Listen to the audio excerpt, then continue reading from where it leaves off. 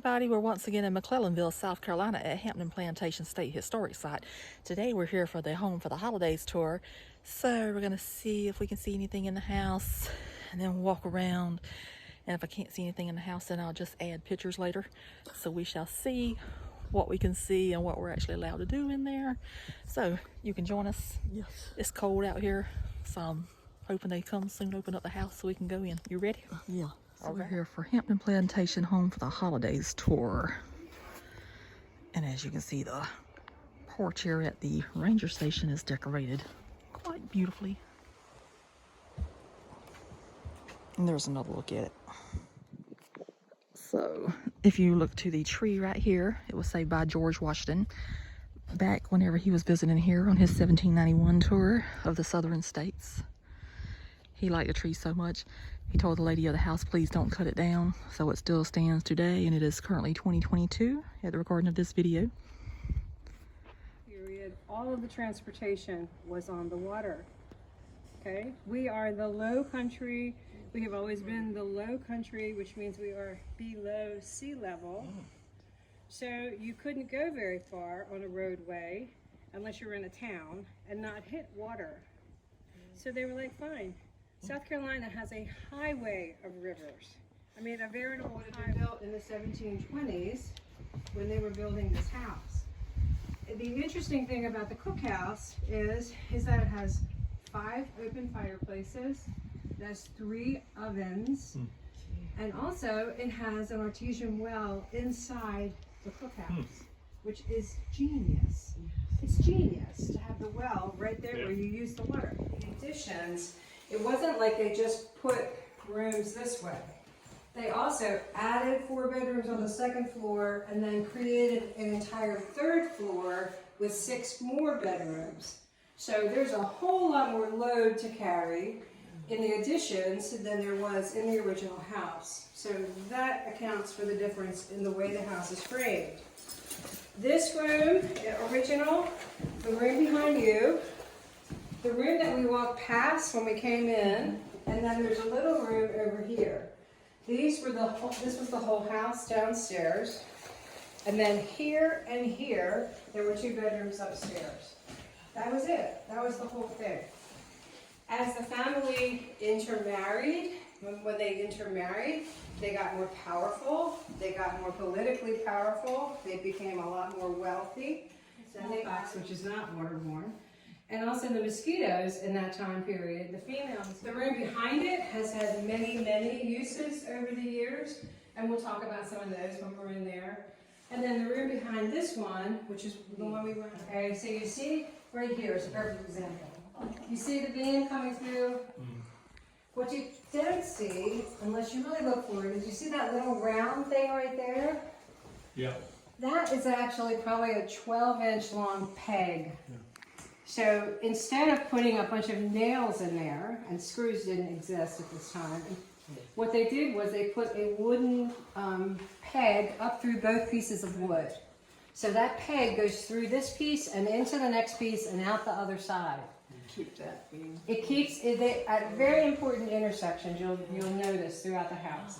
So that allows the house to be mostly without any kind of metal. The nail holes that you see are from the ceiling that used to be here, the plaster and laid. They're not part of the engineering. The actual engineering of the house, there's very little metal. So when the house is blown by a storm, it just sort of rocks a little bit. Yeah. It gives it that flexibility. Well, it does. So why is the plaster not here any longer? When the state acquired the property, it happened in 1967. So let's go through the family tree first, if you would. And it stands in a beautiful fashion. It's also been in one family from the beginning to the end, which is really significant. The O'Ree, the Pinckneys, who are not listed, but they're very important to this house, and the Rutledge families, these 3 families all intermarried over the years, okay? And they owned this property from the beginning when it was just raw land until 1967 when it was sold to the state, okay? In 1967, Archibald Rutledge was the last member of the Rutledge family to live here in the house, and he was approaching 90, and the determination was made that no one in the family wanted to continue the upkeep of the house, which as you can imagine is quite an onerous thing. And so the house was sold to the state with the surrounding 275 acres, with the intention that it become a state park and the house become a museum. Okay? So, does that answer your question? I don't remember. Yeah, the just question. wondered where the plaster went. So like, when the state yeah. acquired the house, the first thing that they had to do was come into the house and make sure it was structurally sound, because for the longest period of time, only 2 people max lived here. Probably for 100 years, 2 people lived in the house. And there were periods of time in that 100 years, like 30 years at a time, when no one lived in the house. So they had to determine the extent of ability to have a lot of people in here at once. So they started deconstructing what they knew had to come out. It was either new and not appropriate for the time period, new being from the 20th century, or it had structural problems, or it may have had insect problems, whatever. During the course of the deconstruction, the decision was made not to even attempt a reconstruction because they weren't going to put 20th century materials back onto this beautiful cypress, for example. They just didn't want to do that high enough up there to stand up. But she didn't care. This is just the ceilings that I grew up in the house. That's why I said, wait till you see this room, right? They brought back in. Isn't it?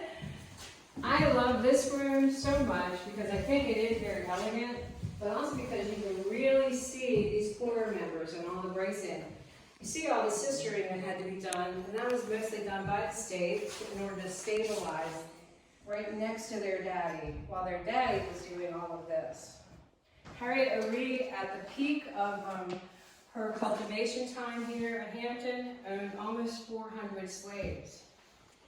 But she had more plantations than just Hampton, too. Because Hampton is one of 12 plantations she owned called Wamball. She didn't really want to see them. So they walked, and it's actually quite a nice walk when it's not buggy and hot, along the river every morning down here to get their assignment for the day. Can also catch on fire. Kitchen houses were pretty much notorious for that. But that's not the number one reason. The number one reason for Harriet, she didn't want to smell food cooking in the house. She didn't want that to be part of the ambiance of her house. And quite frankly, the fireplace. But it had been handed off in the meantime from a sweaty, perspiring person to a house servant that was here. Okay, so Archibald Rutledge was here with his parents. He remembers Christmas breakfast, over which went Colonel, that was his father, genially presides. The table is gay with sprigs of holly and graceful ropes of smilax. Smilax is a weed that grows everywhere. It grows straight up out of the ground, but it actually is quite pretty if it's not killing and choking all of the plants.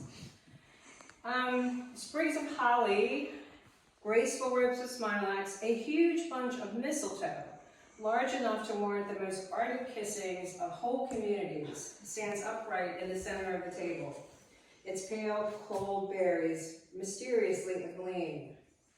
Then Martha and Sue, these are ladies that are cooking still in the cookhouse. They are no longer enslaved, but they still work here. Wholesome and smiling they are, devoted to our family and endeared to it by nearly 50 years of continuous loving service.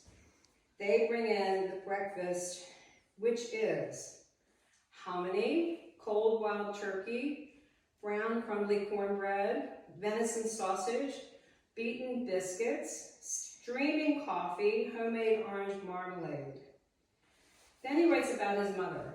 He loved his mother and father. He called his mother my lady, and he called his father the colonel. He talks about his mother. My mother carried coffee making to the point of a fine art, and she served it out of a massive silver coffee pot, the same one used when a gentleman named General George Washington visited this home during his southern tour in those last years of the 18th century. George Washington did visit here in 1791, May 1st, on his southern tour.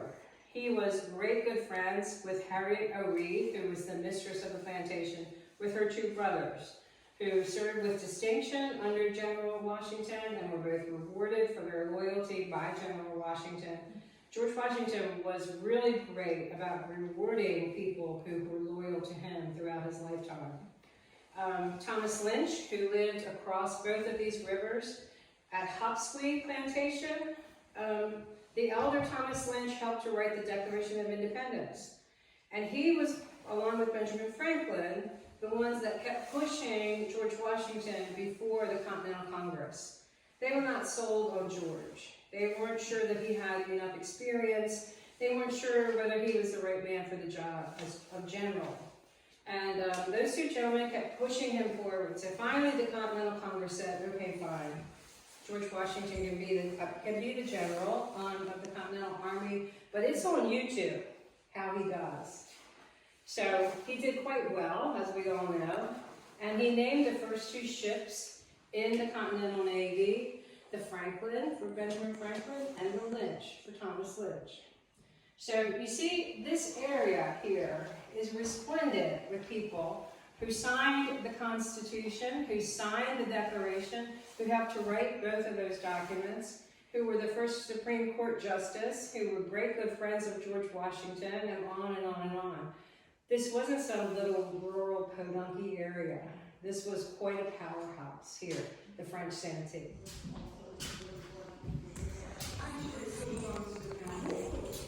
There are many ravages later, but that's neat.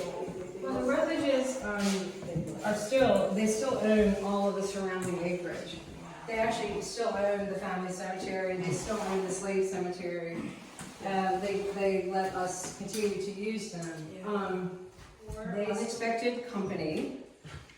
They had 12 bedrooms, 6 on the second floor, 6 on the third floor. But when they had people come and knock on their door at twilight because they were traveling on the King's Highway, which is when you leave Plantation, you turn left. The first road on your right is still dirt, and that's called the King's Highway. Well, the King's Highway to this day is the oldest road in the United States that's in continuous use. And that portion of it happens to still be dirt.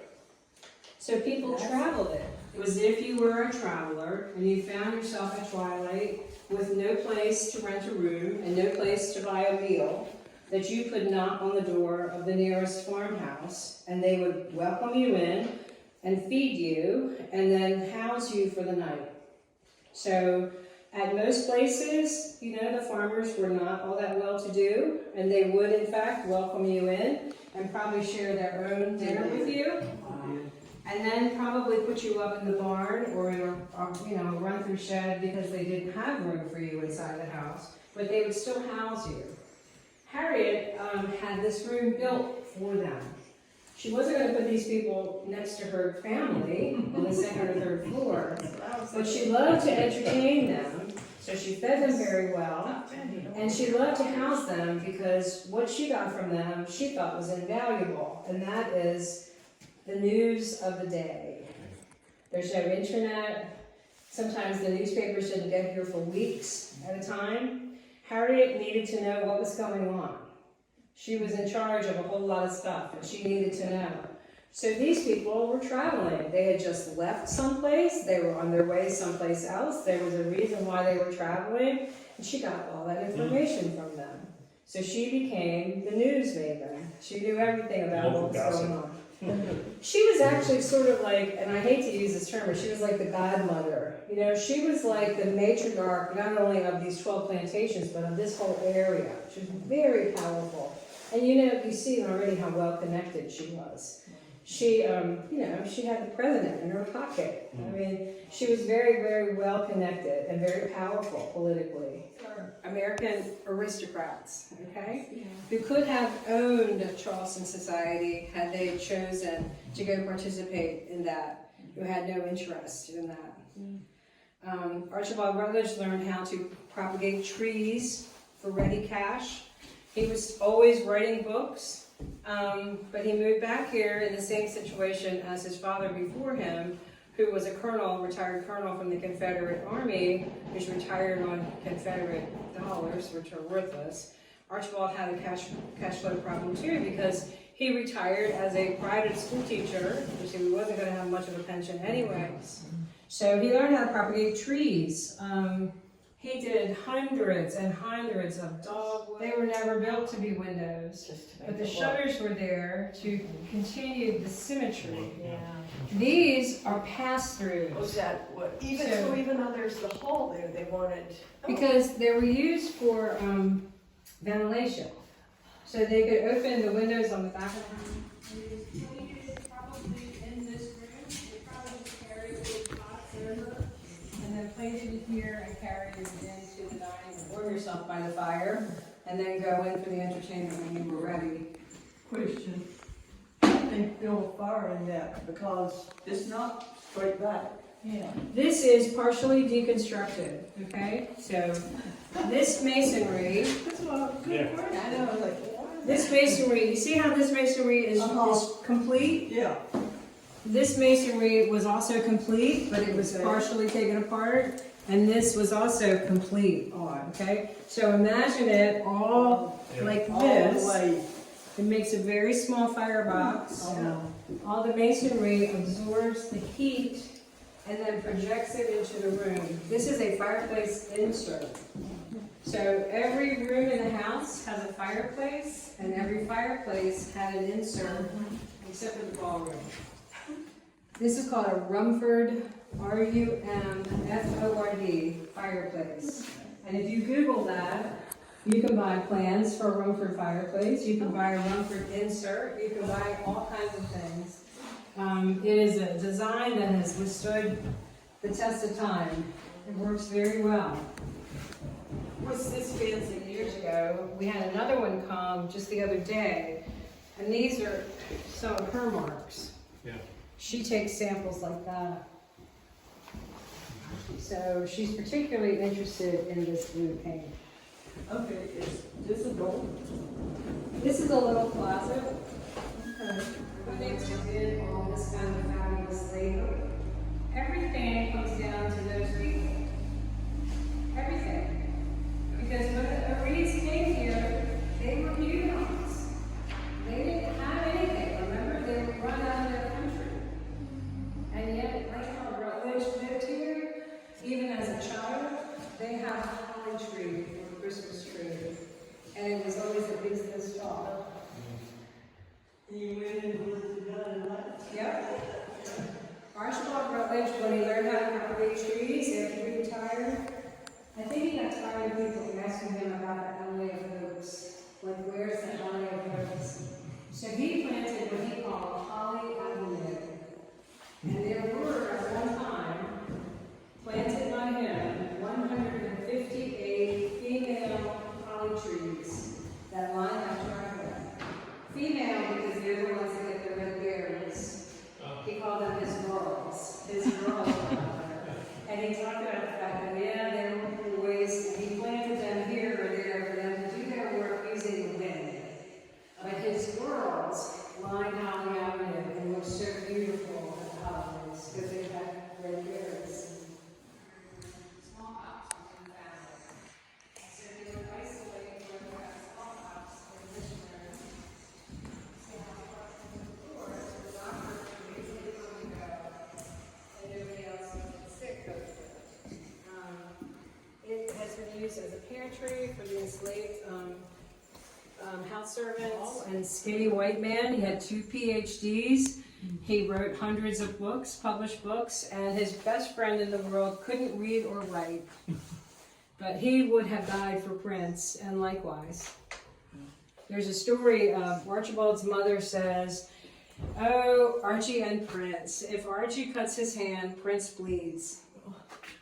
So this was a friendship that was encouraged in Barbados, actually all of the West Indies, Yeah. and a very close trading relationship. Yeah. So sometimes as ballast, when they didn't have stones or bricks or rocks, they put mahogany logs. So there was never any shortage of mahogany in South Carolina if you wanted it. To this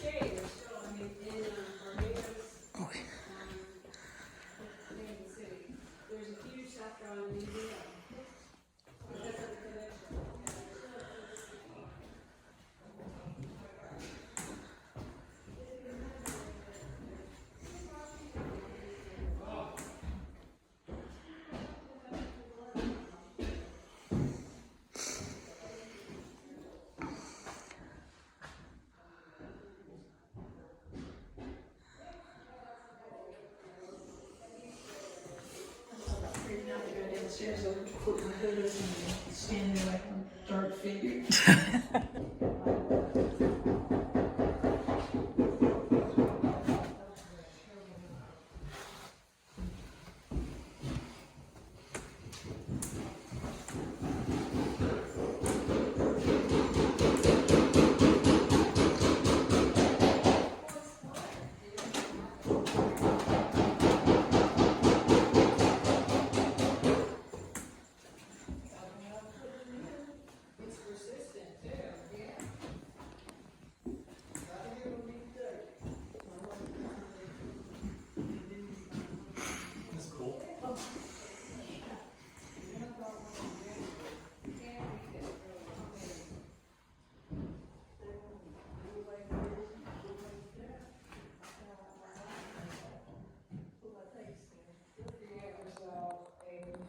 Oh.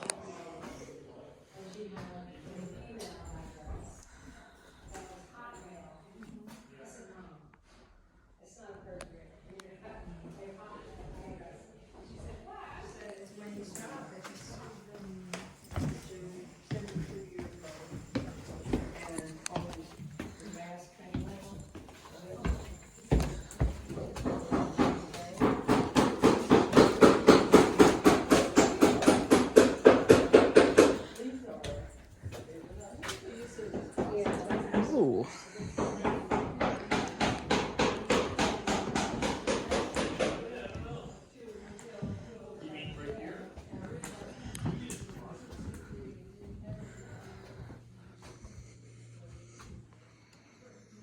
I wonder if it's okay to walk over there.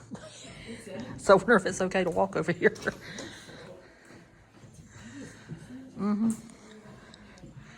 We were in here years ago on an unofficial house tour because at that time they had a visiting park ranger from Myrtle Beach because she said their manager didn't exist. So there was this guy on the porch and he's like, this was his most favorite place in the world. So he came in and gave us an unofficial house tour. Wow, so it was amazing. Yeah, I don't even think he worked for the state. Wow. He just said he loved it here. So, ooh, excuse me.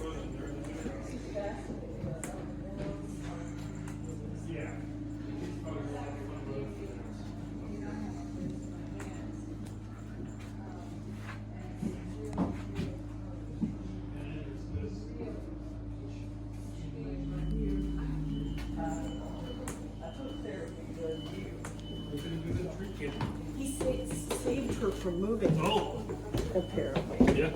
Yeah, he said, no, don't move that. Interesting. The thing is that people might have stuff, but they don't use it, you know? What are they doing? What work are they doing? Is it? So we have a slate roof, which is not the original roof, but it is about 100 years old. And we noticed some leaking up in the front room up here. And so when they came, what they found out was that there was a whole lot of damage already. Okay, so we're going to go ahead and wrap up the video for Hampton Plantation Home for the Holidays tour. I might have bypassed some of that Home for the Holidays tour. I think I just got into what I was thinking. So anyway, about this book. It is Carolina Christmas, and it's Archibald Rutledge's Enduring Holiday Stories. It looks terribly exciting. And they also had a really good deal in there, because you know I love a t-shirt. So they had a deal where you got this sweet t-shirt with a house on it. And a book. A book. It says Archibald Rutledge, the Man and His Books. So that looks terribly exciting as well. Gives me something to read whenever I'm not traveling.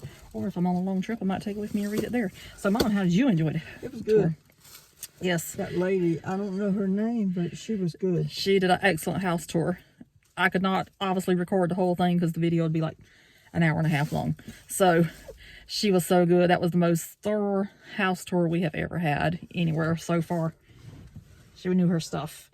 And everybody on the tour, they got into it. You know, the house was beautifully decorated. It was cold in there. It's cold.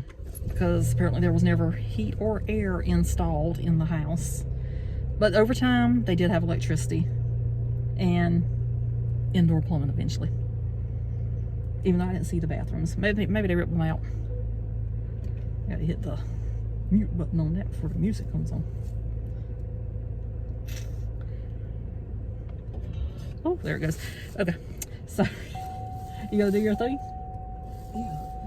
If you have not subscribed, please do. She finally got over 400. We need 1,000. Yeah.